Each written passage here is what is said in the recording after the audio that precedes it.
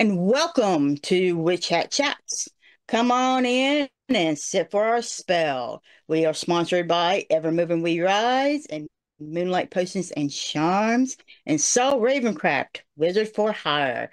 I am your goddess host, Miss Nikki Kirby, and Saul Ravencraft, our co-host. He is somewhere around. Here I Where's am, Nikki. How are you doing today?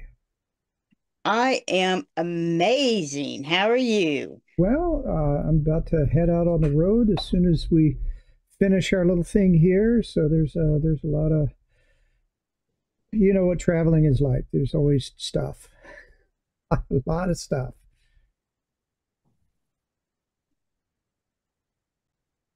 I bet so. Where are you going off to now, Saul? Oh, it's going to go spend a week in Irving for some business. But it'll all be good. I bet it is. I bet it is. It's always good. It's always good. Irving, Texas. Now, where's that at? Irving, Texas. It's part in the Dallas area.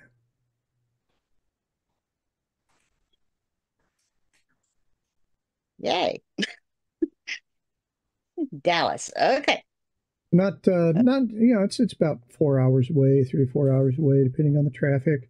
I understand that a lot of people are being raptured today, so hopefully the traffic will be easier. But we'll see how that goes. All right. I saw a sign that said that today was going to be the rapture again, so I always hold hope. There's a lot of people that I think I'd like to see them go to their reward. All right. Well, you have fun. Thank you. I always wish you fun on those wonderful, wonderful trips that you go on.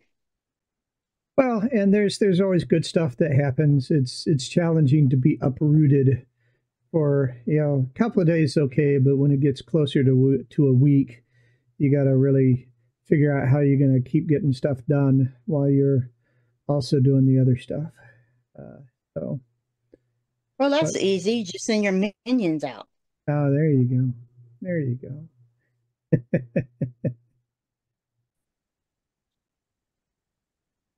Well, I think I hear someone at the door.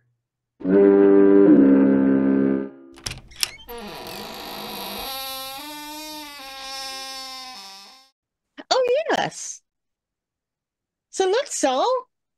CharityBedell, the author of Divine Dirt, has dropped by to see us. Hey, Charity. Hello.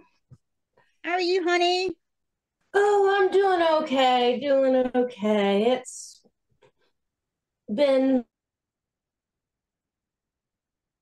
busy. I've got another book I'm working on, and things in the retail world are slow in my day job at the moment, so it's going, but I have my nice little space here where I get to retreat and recharge through my witchcraft and my spirituality and even my geeky games. Well, that's nice. The way. Yeah. Yep. That's the way. And you're just in time. Saul is going to be doing our divination. So today So, what is our tea divination for today? Well, I found a lovely little quote here. It says, "We cannot change the direction of the wind, but we can adjust our sails." Good. So how do we adjust ourselves? Well, Explain. this is something that comes up quite a bit when I'm doing readings with people, and air energy is prevailing because there's always chaos with air. There's always more than you can handle.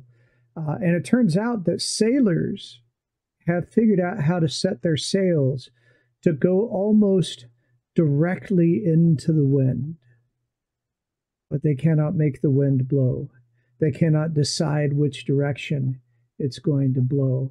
And so being able to set your sails, being able to adjust yourself to what energy is there, instead of bitching and moaning that you're not getting the energy that you want, because strangely enough, you are not the only one in the universe.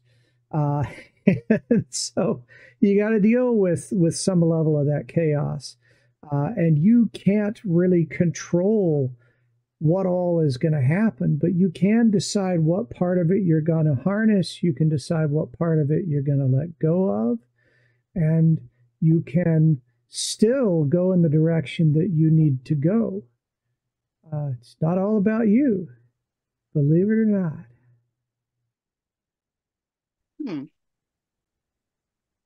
There are some people that would argue with you about that. Yeah, I believe that there are, and it's okay. Everyone is entitled to their opinion, even when it's wrong. No, I mean, I like that. That's one of the reasons why my surname in the craft is Wind, W-Y-N-D, because air is chaotic. It's also, to me, the element of thought and intellect. So there's wisdom and chaos together, and those two combined are a very interesting energy to deal with. But I find that it also brings with it inspiration. So if you can't change the way the wind is going, listen, and you might find an inspiration on how to work with the wind and work with the way things are going. And that's one of the things I've learned through all my years in witchcraft, is that sometimes you just got to take what you have and find a way to make what you have be able to work towards what you want. Whether that be refocusing your energy a little bit on a smaller goal related to the larger goal, or whether that be, completely changing your approach to the goal. You can still get where you want to go. It's just, you might have to find a way to make the current situation work best for you. And it's going to take some work, but it's usually worth the effort. Right. There tend to be two kinds of people. There are those that do the work and those who need to do the work. No, that's the thing, is that I see a lot of young witches, and I mean young meaning people that are starting out in the craft. Some of them are, older, some of them are younger teenagers, but they're all beginners and young in their development in the craft. And they'll do a spell, but then nothing will happen. And I'll ask them, well, what else did you do? And I'm like, what do you mean? Like, you cast a spell for a job, right? Yeah. How many job applications did you fill out? How many interviews did you go to and schedule? They're like, so many people today coming in forget that you have to do the non-magical spiritual work with the magical and spiritual work in order for anything to manifest. It's both. And even when you're casting a spell, if you don't put energy into it, if you don't take the time to actually work the energy and direct it, you're not actually doing the work. You're just lighting candles or sprinkling a powder. There's no energy, there's no power, because you're just going through the motions. You got to actually be willing to put in that energy and do the work. And so many people these days they'll follow the steps of a spell they found, and expect it to work, but they're missing the basics of the manipulation of the energy. They're missing the core, which is the work. Right. Like, oh, it's just focusing your intention. No, it's not. That's part of it. I think a lot of people buy into the sort of societal idea that magic is supernatural. And it's not, it's natural. It's working in harmony with nature. And so no, you don't just get to sit back and wait for the glowy mice to go fix everything for you. You got to be in it. Mm-hmm. And I mean, I get it. People want to be able to have snap their fingers and get results like you see in movies and TV shows. I personally would love it if magic worked that way, where I could wave a wand, say a few words, and poof, have something happen. But that's not the world we live in.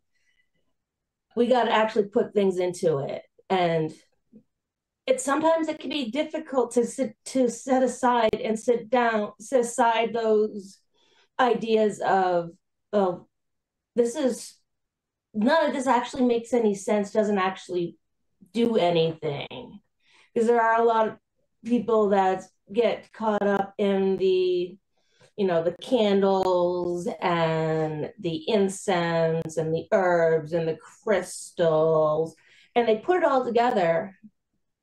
But because they just put it together and didn't actually, direct the energy and tell them things what they need and what they wanted to do, it's not gonna work. You got to contact the energy. You got to focus on the energy. You got to talk to the forces inside the materials. And even if it's not even if you don't see it as an actual spirit, but more just like an energetic force, you still got to acknowledge that force and drag it and shape it into what you want it to develop into with all the other forces.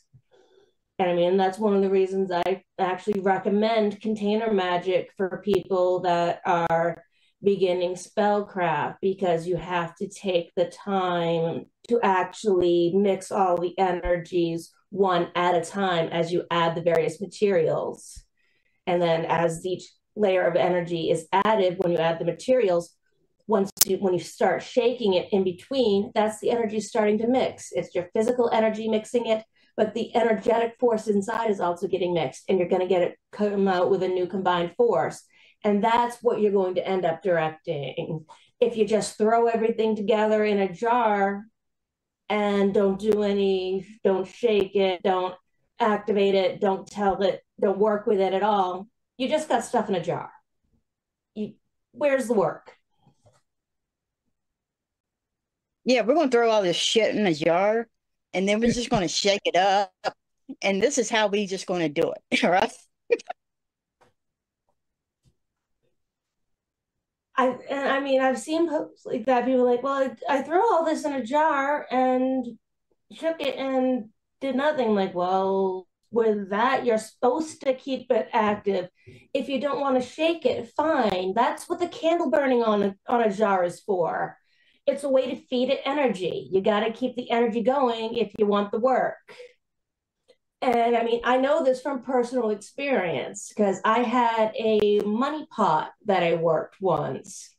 And because of my ADHD, it got moved to the side so I could do some other work at one point, and I forgot about it for a few months. And during that time, when I forgot to work it, things went downhill. I struggled. I wasn't able to save as easily. I was running out of money more often than I thought. Then I found the money pot again, and I started working it, and things turned around. So I know that for a fact that if you don't work your jars, if you don't work your spells, it ain't gonna work. Right. Right. And even hexes and curses and everything. There's there is some small work in it, even if it's sprinkling like a hot foot powder around.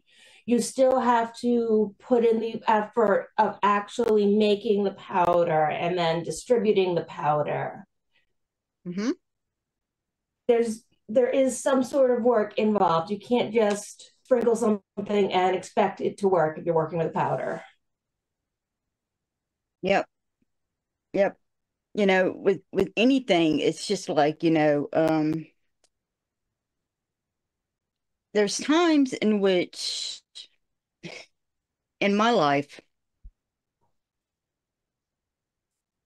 I've always been thrown the screwballs, always been thrown the screwballs. And I've always had to adjust for anything. I've always had to be prepared for anything. It doesn't matter what I plan for. People say you need to plan. Well, yeah, I plan for certain things, but I never plan right to the absolute dead right there. Okay. I used to do that. And then I stopped because that old saying is if you want, um, I forgot how it was put, but if you want to give the gods a good joke, you know, tell them your plans because they would always throw a wrench in it. It would never go exactly as planned. Something would always go wrong every time, every time. And it was always at the last minute. It was always something that was totally unexpected. And I mean, it wasn't something that was little or, something that it's like, oh, no big deal. We can, just slightly do this adjustment. No, it was catastrophe. Absolute big catastrophe. Things that would just knock my plans all to hell. And so I just got to the point where my plans were specific enough to where, okay, they could get done. However, they were not so specific that if something were to happen, they would never get done. So that way, whoever decided to come and fuck them up or attempt to fuck them up would never fuck them up. I got that smart. So, and it's hard to get to that point. But when all of your life somebody has come or something has come, it doesn't matter what it is.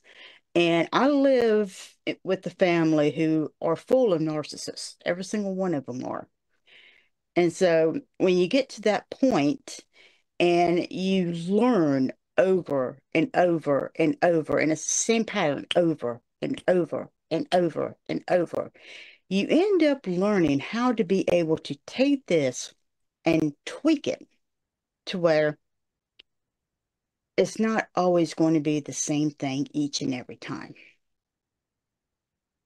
So if this happens again, take that and move it over because you're going to have to be like the wind and you're going to either have to go through it, over it, around it. You're going to have to do something to get over that challenge.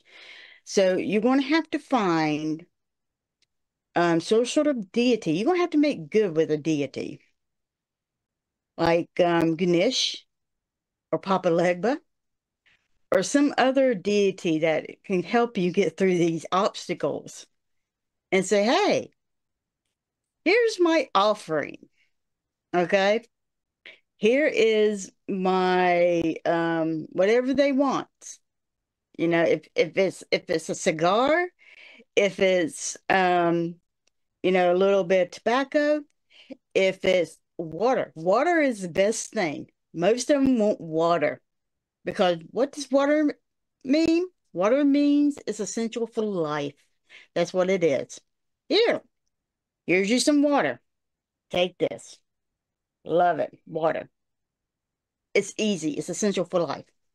Take this water. I need to get through A, B, and C to get this. And, okay, there's something else that you need. No big deal. Just get me through this, and I can give you this. But don't give it all to them at once, because some of them are little tricksters. So don't do it all at once. Give them part. It's just like making a contract, okay? If you're making a contract with a contractor, you're not going to give them all the money up front. No. You ain't going to do that. No. No. If you do that, you're dumb. Okay? You're going to give them a down payment. And then they're going to do the job. And then you're going to give them the rest. And that's what you're going to do. Oh. And now we are going to take a break. And we're going to listen to our amazing sponsors. And then we're going to be right back with Witch Chat Chats. So stay tuned. Anybody can tell you what is on a tarot or oracle card. What matters is seeing beyond what others may not be able to see and help the client to uncover what lies in the mist. What do readings from Moonlight Potions and Charms do? Wednesday, I did this ancestor reading, and it was an amazing reading. And it was a detailed reading. And I remember talking to this customer's ancestors, and it was so delightful. And he wanted some questions to be answered about the magic in his family because he didn't know. And his family was mostly like most of our families are. You know how everything is like hush hush when it comes to the magic in his family. And he wanted to know who can he actually talk to about the history of the magic in his family. And I was able to give him specifically who he can go to talk to about that. What particular deity he can actually go to be able to help him with this. And it was just an amazing reading, and talking to his ancestors. They were such a delight, and they told me so much about this customer. It was just an absolutely wonderful, wonderful reading for him.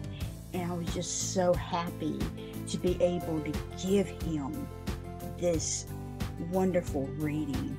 It's really amazing to be able to give people these readings, these products that's really going to help them, and be able to give back to the community, because this is what Moonlight Potions and Charms is about. We want to help you to embrace the power of your own magic. That is what we are all about. It's to help you to do that. Book now and allow our wonderful staff to take care of your spiritual reading needs. And there is so much more in our Wicked store to help you to embrace the power of your own magic. So come on in to Moonlight Potions and Charms at www.moonlightpotionscharms.com and discover the wicked things that ignite the magical passion in you. Have you heard? The King of the Crossroads, Papa Legba, has graciously opened the roads, paving the way for the Papa Legba Altar on the Go to be nominated as Outstanding Product of the Year in the 2024 Witchcraft and Occult Media Awards. Makes Papa Legba Altar on the Go stand out? Complete traveling altar kits. Everything you need for sacred space is right at your fingertips, all neatly arranged in a mystical painter's pail. And it's compact and convenient. A perfect, powerful, temporary altar, whether you're a modern nomad a military soul on the move, or a wanderlust-stricken traveler. It also has additional space for the personal touch, as customization is a key to your spiritual journey. The Papa Legba altar on the go leaves room for you to infuse your unique energy. Moonlight Potions and Charms and Papa Legba invites you to join the spellbinding spectacle at the 2024 Witchcraft and Occult Media Awards. Cast your vote for the Papa Legba on the go as the outstanding product of the year. Your support fuels the magic. Go to https://rb.gy/PC3F11 to cast your vote. Remember, your altar is not just a space, it's a step in your magical journey. Explore the depths of your inner self by visiting Moonlight Potions and Charms at mpcmagic.com. Be ready to embrace the power of your own magic. Have you wondered what spirituality is? Spirituality is limitless, as it does not contain any boundaries on beliefs or practices. Spirituality's most important component is personal experience and allows one to explore it freely. Evermoving We Rise is a spiritual moving tradition, as our name is our lifestyle, because we are persistently rising and moving forward. We realize that everyone's spiritual journey is extremely personal, but more easily traveled with reinforcement. We'll teach you to become friends with your shadow, emerge your authentic self, and give you time and space to develop your own spirituality. And when situations bump back, you'll have the entire community behind you, as we are a magical family who work to sustain each other. Discover the benefits of working within a society dedicated to helping you grow on your personal path. Visit us on our website, Linktree, or Facebook page and discover why we don't fit in the box. Welcome back to Witch Hat Chats. I am Saul Ravencraft. I am here with Miss Nikki Kirby and CharityBedell. We've been talking containers. I hear we're going to talk some dirt on people too. Speaking of which, Nikki, we were talking about taking action earlier, and this is a great way for people to put all of that into motion. Yes, we need to make sure that everybody is going to register, and we are casting their vote this year. Making sure that you go to register to vote and cast your vote this year. Time to register your vote is actually running out. This year is very important. Actually, every year is very important. This is the way that we actually hire and fire our people. If you don't like what they're doing, you fire them. If you like what they're doing, you hire them or you rehire them. This is the way you do that. Roe versus Wade is a very important fact of legislation. And it's not just for the women. Let me tell you something. It's for the it's for the gay and lesbian and community. It's for the African community. It's for the Asian community. It's for anti-discrimination, okay? Because of Roe versus Wade being overturned, so many other things have fallen down as well, okay? It's so many things have gone back to where it was in the Middle Ages now. we are going backwards instead of going forwards. And we really need to be going forwards instead of backwards, people. We really need to. And I am so sick and tired of having discrimination coming back in so many forms. And we have libraries now that have to have armed guards just to have a rainbow on a billboard. Really? Are we getting to that point? And we have to have National Guards to go into one city because a certain person is saying that we're having immigrants eating animals when they're not. Okay, for bomb threats. Come on. We really need to come together, cast our vote, and America needs to decide. We need to come together and cast our vote. Cast our vote, people. All right. Make your decision, cast it. And make sure that you double check that you are currently registered and correctly registered. In Texas, they had a technicality remove a lot of people from registration. And it's simple to just get yourself re-registered, but you have to do it. Also, you need to make sure that you're following the directions within your state for being correctly registered. Another gotcha in Texas, you can fill the form out online, and that's fine, but that does not register you to vote. You have to print that filled out form and go physically take it to a registration place. And if you don't do that, then you're not registered. So make sure that you're paying attention. There's a few little games that are getting played so that people go, oh gosh, no darn, you're not registered to vote. Too bad, so sad. So double check that stuff. There is a site. We'll get that put in the links where you can check the status of your registration. But if you go online, I think it's going to vary from state to state.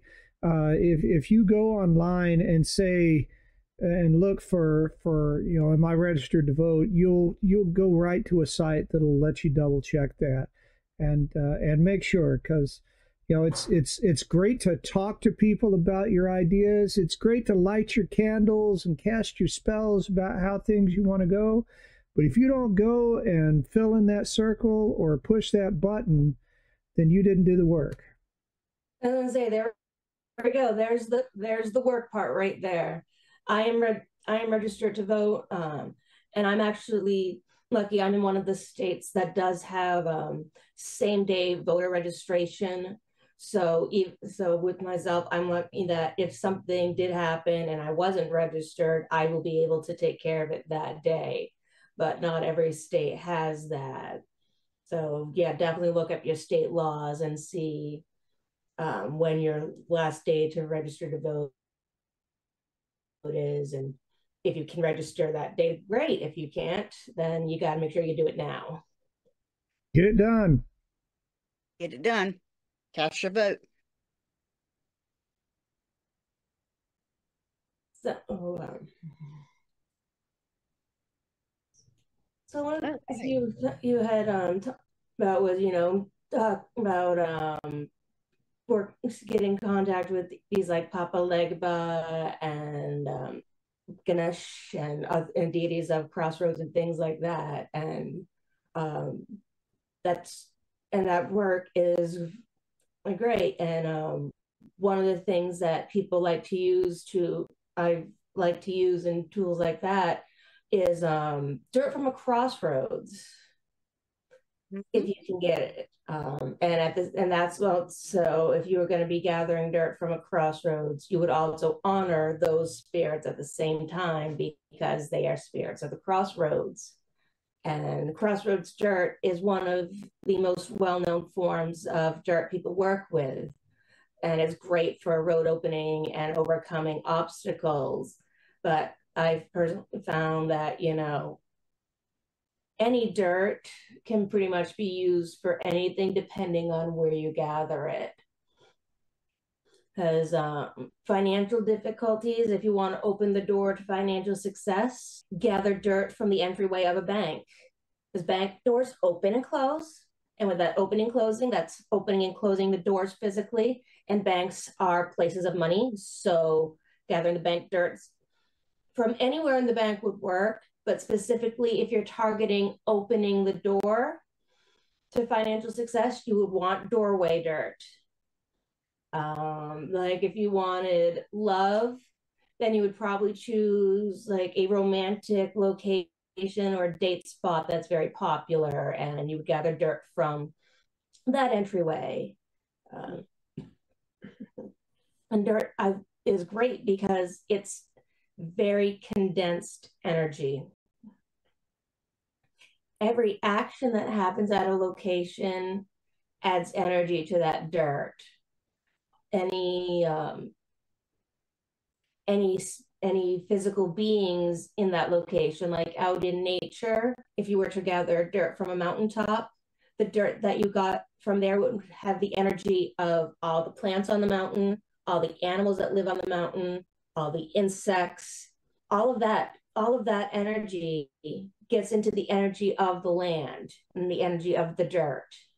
And that's why it's so potent, because it's got so many different little forces that are all combined into one. And it's also, since dirt has the energy of a place, it also has the essence of a place. So when you gather dirt, you are actually gathering the physical form of the spirit of that location. So as you said, like, give them water. Water is something that I offer spirits when gathering dirt. And I mean, and also dirt's everywhere. So, dirt in your home protects you and your family. Have anything to influence the home, dirt from the place you work. You need to get a coworker to listen to you. Use some dirt from your workplace with, maybe some rosemary and some sugar in a spell to get them to think about what you need to say. Dirt impacts the location and you. Yeah, even dirt from somebody's property is a good thing too. Yeah. If you want to get somebody to go away, if you want somebody to be more friendly to you, grab their property dirt. Yep. And obviously, if you're grabbing dirt from their property, you want to make sure that you're not trespassing. You want to do it in a way that's, either very open, like you're just walking by and happen to stumble or needed to tie your shoe. So you rather gather dirt that way, or you need to be invited over. But you don't want to go over and be trespassing and do illegal shit to gather dirt, because then you're just asking for trouble. How much dirt do you need? There are ways to get dirt from places where you might be welcome. I'm sorry, what was that you were going to say? I said, how much dirt do you need?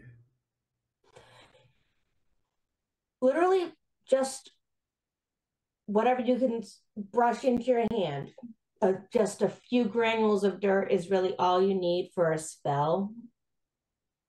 More is great, but in the spirit of not being noticed and, not disturbing the location, you only need to take a very little. So I usually just, would have brushed what I can in my hand and then put that into a container and carry that home.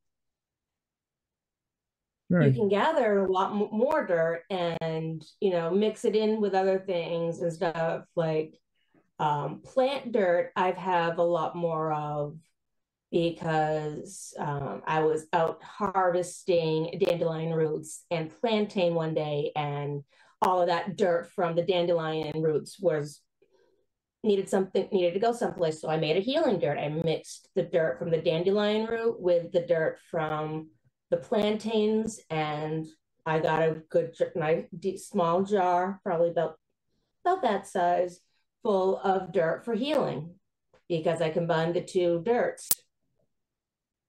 But in general, you could just pick up a pinch and use it right then, or you just carry something with you, like, believe it or not, sandwich baggies. If you don't have a sandwich baggies, tissues. I gathered bank dirt one time, because I needed to work with bank dirt and I had no containers with me, but I had tissues. So I bent down as if I was going to tie my shoes, or I had dropped something and I had a tissue in my pocket. I scooped up what dirt I could. I folded the tissue into a small packet and could put that in my pocket. And then when I got home, I put the dirt that was in the tissue into a container to use. Right.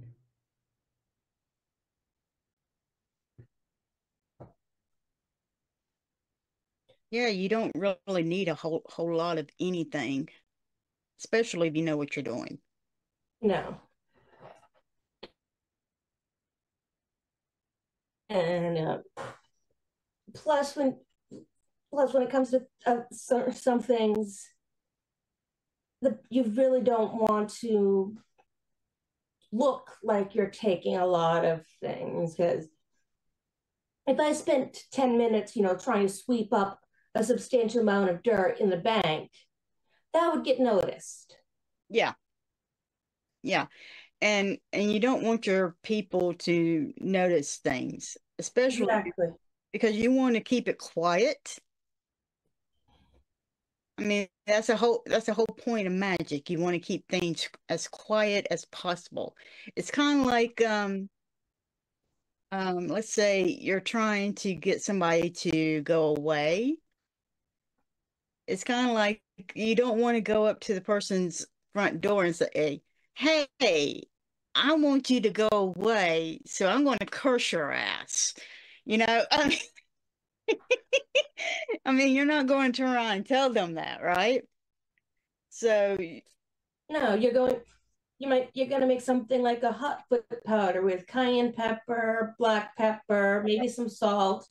And if you can get it dirt from their property, mix it together, and then you're going to sprinkle it in a way that they're going to walk over it, and that's going to make a move. Something like that. right, you're going to do it the easy way. You're not going to sit here and do that. It's just one of those things. It's just like war water. Even though these times it's going to be kind of hard to use war water the old-fashioned way like they used to because of cameras that's around. It used to be you take a bottle of war water and throw it on the front door and have it to break. But you can't really do that now because you got the cameras, the doorknob cameras. Everybody's virtually got one now. Or you got the cameras that are around on, let's see, what do they call them? Most your cities have Motion cameras. sensors. Yeah, that, and then they've got these little cameras, around from kids and stuff like that. So it's kind of hard to do that now, and you don't want to break one of those things and on you. Oh my God, if you ever smell war water, you don't want to smell that stuff on you. No, I haven't had to use or make war water, but I've seen several different formulas, and that's nasty stuff. And you're right, you can't, chuck the bottle out of the person's front door and have it break and work it like that. So you'd have to find some other way. What I just thought of was pouring some into a spray bottle and spraying it around the person's property, just because it's still, then you're still getting the water on their property. You could do it across their driveway, their doors or whatnot, but the water is still getting there, but you're just not, throwing something, because that's also could be considered, a physical attack and be illegal and problematic. But doing a spray, probably not even going to notice it. Yeah, but you still got the camera problem there. Well, put in a water balloon and wear a Michael Myers mask.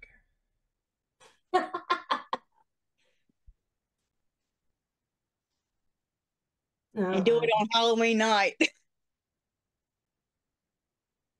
And that's one of the things that I'm actually happy to see coming out these days, is that I'm actually like happy to see more people talking about some of these older traditional practices like war water and hot foot powder and gopher dust, and some of the stuff that might have used less than pleasant materials, like things that might use urine and ammonia and things like that, because witchcraft in the 90s was a reflection of the satanic scare at the time, and it was all love and light, no harm, don't even think about using magic to move people around or force someone to move, because that would be considered baneful magic, because you're impacting and forcing them to do an action.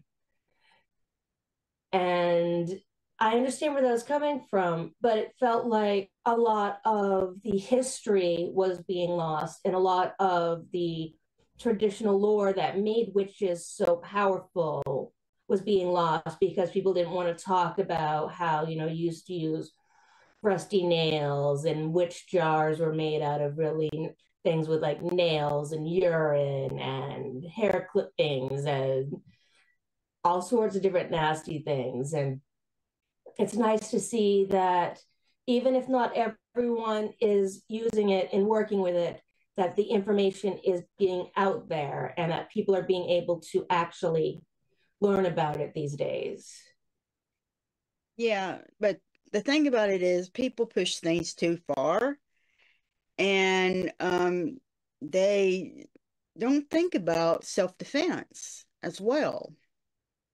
They think that everything has to be love and light and unicorns and rainbows come out of unicorns' asses. And it's like, no, we live in a world where that I'm sorry, people come after witches because of certain misunderstandings, and certain hate groups come after us because they don't understand about us, and so forth. And we have to protect ourselves, just like everybody's got to be able to protect themselves. So I'm sorry if a curse is going to protect me from somebody trying to kill me,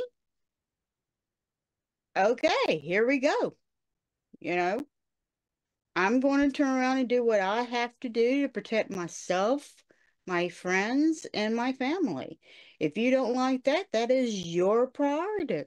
It's just like if somebody is going to punch you and you want to take that punch, go right ahead. You're going to be the one that's going to end up in the hospital. But me, I'm going to move out of the way, and then I'm going to turn around and knock the shit out of them. That is what I'm going to do. Period. That's what I was raised to do. I'm not going to be the one that's going to take that crap.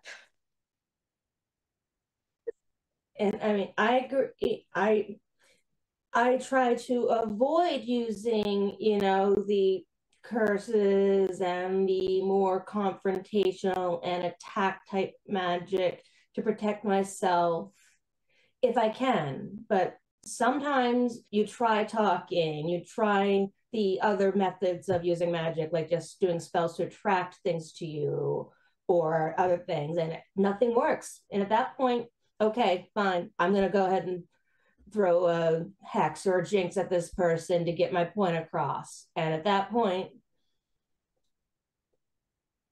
I've done it. I figure I'm taking care of myself. I'm protecting my loved ones. I'm getting my needs met. I'm doing it. Yep. Though I will say, the first time I took that approach, I wasn't as strong in my belief that it was an okay thing to do.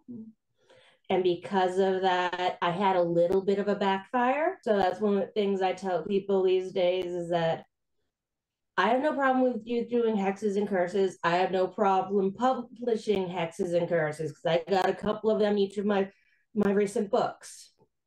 But I let people know that if you're going to use them, make sure you are 100% not going to regret it and 100% confident in knowing that this is the right thing to do. Because if you have any questions about it, and if you regret it at all, it will come back and it will bite you in the butt. And with that, that's going to be all for our show today. So where can our people reach you? You can find me on Facebook. You can find me on Twitter, on Facebook and Twitter. It's Charity L Bedell. I am on TikTok as Loon Wind. I'm on Instagram. And I do have a class coming up next month that I'm teaching on the Hex Education Network that covers a lot about container magic and the different materials that go in. So if people like hearing about container magic, that'll be something for them to check out too. Awesome. So thank you, Charity, for coming on to our show. It was great talking to you, honey. I had a fun time. It was an interesting conversation. All right. So that's all for our show today. So embrace your power, support your community, and keep your fuzzy babies, your family, your friends, and yourself safe, and have an absolute magical week.